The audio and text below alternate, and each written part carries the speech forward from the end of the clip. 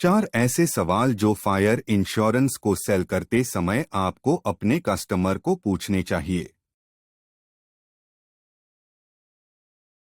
पहला, आपका कस्टमर कौन है?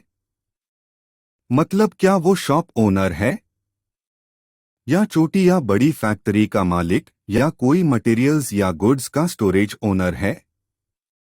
इस जानकारी से आपको ये पता लगेगा कि इंश्योरेंस में कौन सा टाइप अप्लाई होगा।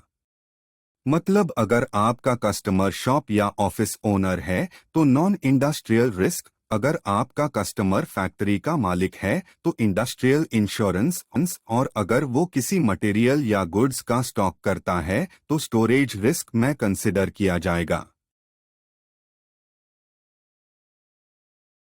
दूसरा सवाल बहुत इंपॉर्टेंट है।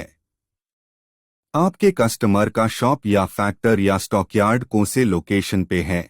इसे इंश्योरेंस कंपनी को वो लोकेशन कौन से अर्थक्वेक जोन में है उसका पता चलेगा और प्रॉपर रेटिंग कर सकते हैं। तीसरा सवाल, अगर वो शॉप ओनर है तो क्या बेचता है? शॉप कई प्रकार के होते हैं, जैसे कि गारमेंट शॉप, रेस्टोरेंट या फिर किसी चीज का रिपेयरिंग शॉप। किसी भी चीज का सेलिंग या ट्रेडिंग होता है वो शॉप के अंदर कंसिडर किया जाता है, और जहां कोई सर्विस प्रोवाइड की जाती है वो ऑफिस रिस्क कंसिडर किया जाता है। अगर कोई भी चीज का प्रोडक्शन होता है तो वो रिस्क को मैन्युफैक्चरिंग रिस्क कहा जाता है, और इसके लिए आपको कौन से रॉ मटेरियल से फिनिश्ड प्रोडक्ट बनता है वो जानकारी लेनी होगी। और स्टोरेज रिस्क में कौन से माल का स्टॉक पड़ा है ये बताना जरूरी है।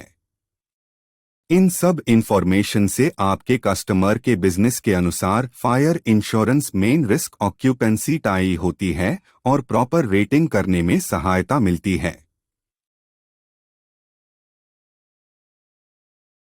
चौथा और आखिरी सवाल, फायर इंश्योरेंस का प्रीमियम कैलकुलेट करने के लिए आपको कस्टमर का बिल्डिंग का वैल्यू, फिक्सचर फर्नीचर का वैल्यू, प्लांट मशीनरी का वैल्यू और स्टॉक का वैल्यू लेना पड़ेगा। स्टॉक यानी कि कच्चा माल और फाइनल प्रोडक्ट दोनों का वैल्यू लेना पड़ेगा। इसे टोटल सम इंश्योर्ड कहते हैं। इंश्योरेंस की टर्म्स, कवरेज को आसान भाषा में और इंटरेस्टिंग तरीके से समझने के लिए लाइक करो, शेयर करो और सब्सक्राइब करो।